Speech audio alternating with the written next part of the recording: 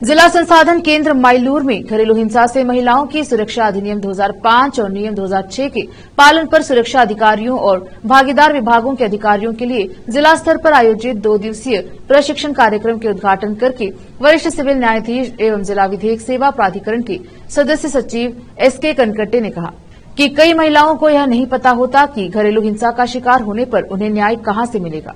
संबंधित अधिकारियों को घरेलू हिंसा से महिलाओं की सुरक्षा अधिनियम के बारे में सीखना चाहिए और हिंसा के शिकार महिलाओं को न्याय दिलाने के लिए काम करना चाहिए।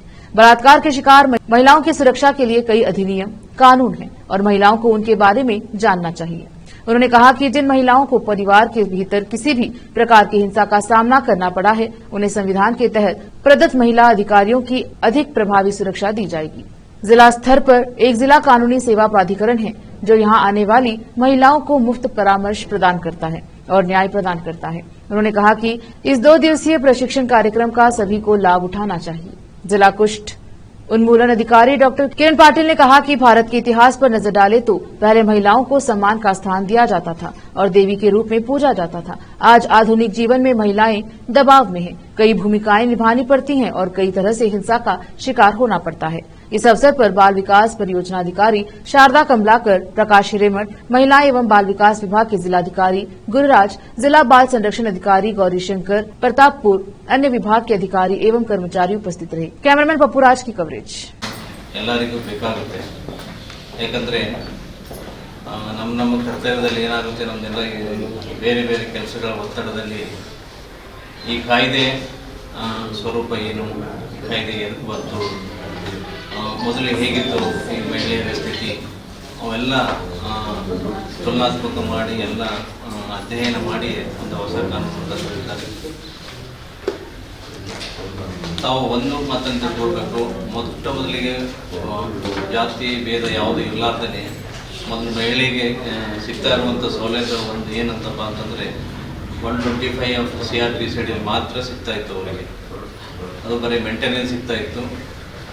ಅದು ಫಸ್ಟಿಗೆ ಎಷ್ಟಪ್ಪ ಅಂತಂದ್ರೆ ಬರೀ 500 ರೂಪಾಯಿ ಮಾತ್ರ ಸಿಗ್ತಾ ಇತ್ತು ಆ ಕಾಯ್ದೆಯಲ್ಲಿ.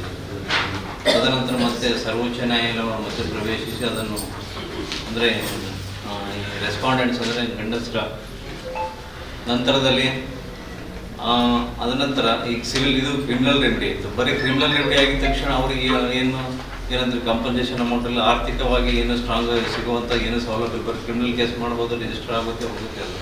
ಬಟ್ ಜೀವನ ಮಾಡಲಿಕ್ಕೆ ಇದು ಬೇಕಲ್ಲ, ರೆಸಿಡೆನ್ಷಿಯಲ್ ಇದಕ್ಕೆ ಬೇಕು, ಅವಳಿಗೆ ಮೇಂಟೆನೆನ್ಸ್ ಸಲುವಾಗಿ ಬೇಕು. ಈ ಇಂಥ ಎಲ್ಲ ಸವಲತ್ತುಗಳ ಬೇಕಾಗಿದೆಪ್ಪ ಅಂತಂದರೆ ತಾವೆಲ್ಲ ಈ ಕಾನೂನು ಎಲ್ಲ ಸೆಕ್ಷನ್ಗಳಂತ ಎಲ್ಲ ಇದನ್ನು ನೋಡಿದಾಗ ನಮ್ಗೆ ಇದ್ರ ಬಗ್ಗೆ ನಾಲೆಜ್ ಇದ್ದಾಗ ತಾವು ಇನ್ನೊಬ್ಬರಿಗೆ ಹೇಳ್ಬೋದು ಚೆನ್ನಾಗಿ.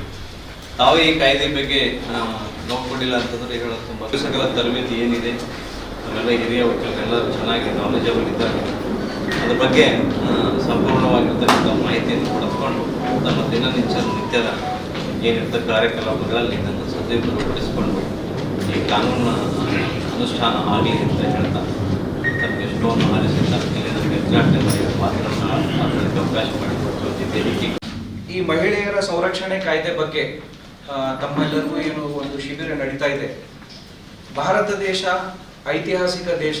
ಈ ಇತಿಹಾಸದಲ್ಲಿ ಮಹಿಳೆಯರಿಗೆ ತನ್ನದೇ ಆದ ಒಂದು ಸ್ಥಾನಮಾನ, ಗೌರವ ಮೊದಲಿನಿಂದ ಇತಿಹಾಸದಲ್ಲಿ ನಾವು ನೋಡ್ತೀವಿ. ಎಲ್ಲ ಧರ್ಮ ಗ್ರಂಥಗಳಲ್ಲಿಯೂ ಕೂಡ ಒಂದು ವಿಶೇಷ ಸ್ಥಾನಮಾನ, ಒಂದು ಗೌರವವನ್ನು ನೀಡಲಾಗ್ತಾ ಬಂದಿದೆ.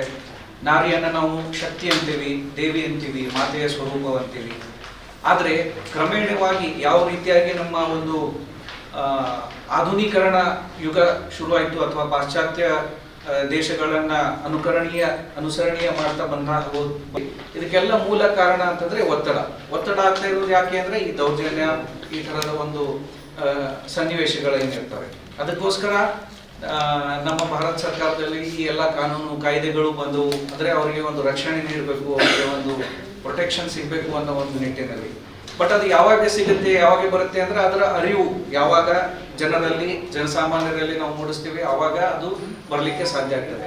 ಸೊ ಅದರಲ್ಲಿ ನಿಮ್ಮ ಪಾತ್ರ ಎಲ್ಲ ಮುಖ್ಯವಾಗಿರೋದ್ರಿಂದ ಈ ಒಂದು ಶಿಬಿರ ತಮ್ಮೆಲ್ಲರಿಗೂ ಒಂದು ಒಳ್ಳೆಯ ಒಂದು ಸಂದೇಶವನ್ನು ನೀಡಲಿ, ನಿಮ್ಮ ಮುಖಾಂತರ ಅದು ಮತ್ತೆ ಸಮಾಜದಲ್ಲಿ ಪ್ರತಿಯೊಬ್ಬರಿಗೆ ತಲುಪಲಿ ಅಂತ ಹಾರೈಸುತ್ತಾ ನನ್ನ 2 ಮಾತಿಗೆ ವಿರಾಮ ನೀಡ್ತೇನೆ. ಜೈ ಹಿಂದ್, ಜೈ. ವತಿಯಿಂದ 2 ದಿನಗಳ ಕಾರ್ಯಕ್ರಮ ಮಾಡಬೇಕಂತೇಳಿ ಸರ್ಕಾರದಿಂದ ಸುತ್ತೋಲಿತ್ತು. ಈ ಒಂದು ಕಾರ್ಯಕ್ರಮಕ್ಕೆ ಒಂದು 2 ದಿನಗಳ ಕಾಲ ಯಾವ ಇಲಾಖೆ ಬರಬೇಕು, ಏನು ವಿಶೇಷವಾಗಿದೆ, ಯಾವ ಕಾರಣಕ್ಕಾಗಿ ಈ ಒಂದು ಕಾರ್ಯಕ್ರಮನ ಹಮ್ಮಿಕೊಳ್ಳಲಾಗಿದೆ ಅಂತ ಹೇಳಿದ್ರೆ, ಈ ಕಾರ್ಯಕ್ರಮ ಉದ್ದೇಶ ಇಷ್ಟೇ. ಇತ್ತೀಚಿನ ದಿನಗಳಲ್ಲಿ ಕೌಟುಂಬಿಕ ದೌರ್ಜನ್ಯ ತಡೆ ಕಾಯ್ದೆ ಅಡಿಯಲ್ಲಿ ಪ್ರಕರಣಗಳು ದಾಖಲೆ ಆಗ್ತವೆ. ಸಾಹೇಬ್ರು ಹೇಳಿದಾಗ ಸರಿಯಾಗಿ ಅವರಿಗೆ ಒಂದು ಸಲಹೆ ಸೂಚನೆಗಳು ಸಿಗ್ತಾ ಇಲ್ಲ. ಮಹಿಳಾ ಮತ್ತು ಮಕ್ಕಳ ಅಭಿವೃದ್ಧಿ ಇಲಾಖೆ ಹೋದಲ್ಲಿ ಕೂಡ ಅಲ್ಲಿ ನಮ್ಮಲ್ಲಿ ಒಂದು ಸಂರಕ್ಷಣಾಧಿಕಾರಿ ಕರ್ತವ್ಯ ನಿರ್ವಹಿಸ್ತಾರೆ. ಮಹಿಳೆಯರು ಒಂದೊಂದ್ಸಲ ನಮ್ಮ ಇಲಾಖೆಗೆ ಗೊತ್ತಾಗಲ್ಲ, ನೇರವಾಗಿ ಸ್ಟೇಷನ್ಗೆ ಹೋಗ್ತಾರ, ಇಲ್ಲ ನೇರವಾಗಿ ಗಂಡರು ಕೂಡ ಹೊಡ್ಸ್ಕೊಂಡ್ಬಿಟ್ಟು ಬಗ್ಗೆ 75 ಪುಟದ್ದು ತಮ್ಗೆ ನಾವು ನೋಟ್ಬುಕ್ ಕೊಟ್ಟಿದ್ದೀವಿ. ಅದು ನೀವು ಓದೋದು ಬೇಡ, ಇಲ್ಲಿಗೆ ಅತ್ಯಂತ ಹಿರಿಯ ನ್ಯಾಯವಾದಿಗಳಿದ್ದಾರೆ, ಅವ್ರು ಹೇಳ್ತಕ್ಕಂಥ ವಿಷಯನ ಮನನ ಮಾಡ್ಕೊಂಡು ನಿಮ್ಗ ಈ ಒಂದು ತರಬೇತಿ ಬಂದು ನಂತರ ನೀವು ಫೀಲ್ಡಲ್ಲಿ ಹೋದ್ಮೇಲೆ ಕನಿಷ್ಠ ನೀವು ಒಂದು ತಿಂಗಳಿಗೆ ಇಬ್ಬರಿಗೆ ಸಲಹೆ ಸೂಚನೆ ಕೊಟ್ರೆ ನಾವು ಇವತ್ತು ಈ ತರಬೇತಿಯನ್ನು ಮಾಡೋದಕ್ಕೆ ಸಾರ್ಥಕ ಅಂತ ಹೇಳ್ತಾ ಈ ಒಂದು ತರಬೇತಿಯನ್ನು ಎಲ್ಲರೂ ಸದುಪಯೋಗ ಪಡ್ಕೊಳ್ಬೇಕು. ನಮ್ಮ ಜಿಲ್ಲೆಯಲ್ಲಿ ಮಹಿಳೆಯರಿಗೆ ಯಾವುದೇ ರೀತಿಯಿಂದ ಅನ್ಯಾಯ ಆಗಬಾರ್ದು.